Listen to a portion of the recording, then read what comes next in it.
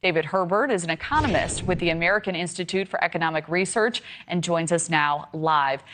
David, it is great to have you. You know, these are very real struggles Americans are facing right now. What sort of impacts, though, do these type of numbers have in the long term when we think about the economic health and the financial future of our country?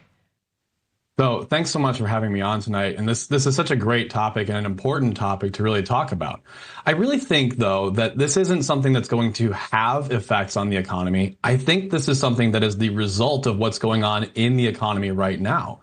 What we're seeing is that despite a pretty strong labor market, there still remain millions of people who are what we call underemployed. And this is a really challenging position to be in, and it results in exactly what we're seeing right now.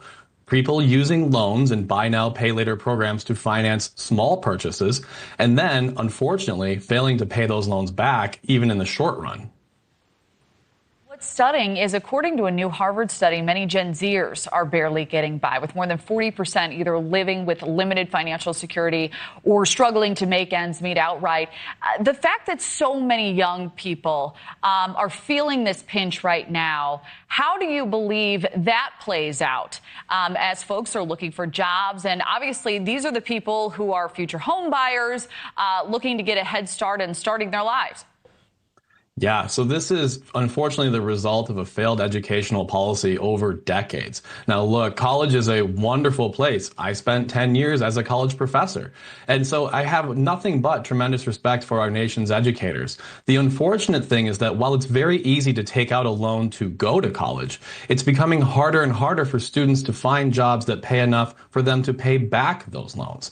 And this is a real indictment. What we need to see is education reform. And this is one area where the president has been quite positive. He is trying to reform education to the best of his ability as the, commander-in-chief, as it were.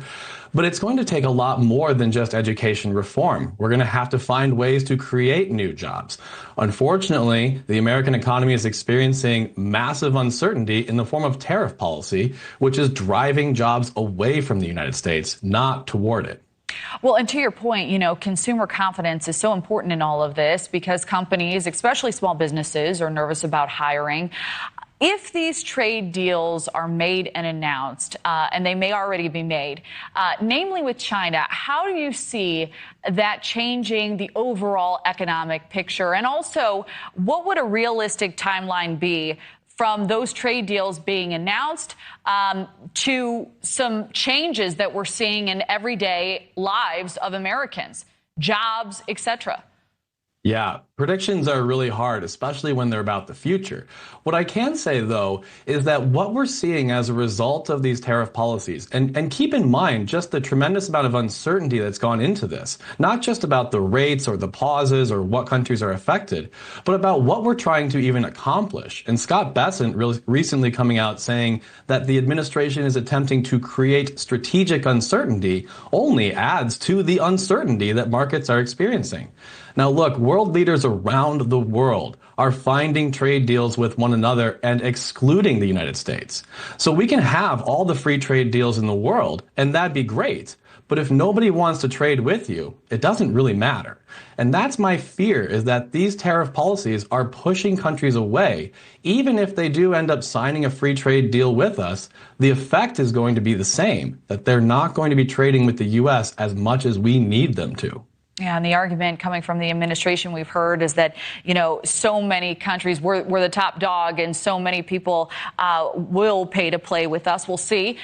For those struggling, though, the advice coming from some financial advisors at this moment has been set a budget, try your best to make an emergency fund, which is typically 3 to 6 months of income, avoid big purchases, try not to pull money from savings or 401k when possible. What do you make of those suggestions? What do you see as most important on the list?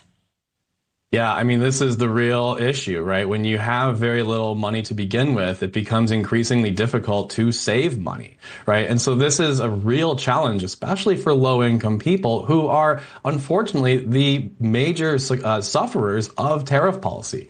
We know that this is the case. Economists from all stripes have argued for 100 years that the low-income people, the most price-sensitive people, are the ones who are hurt the most by restrictive trade policies. And so we really need to get away from things that are hurting our citizens and toward things that will actually help them. This would be deregulation, lowering taxes, and education reform, which is exactly what President Trump promised in his address to Congress just a month ago.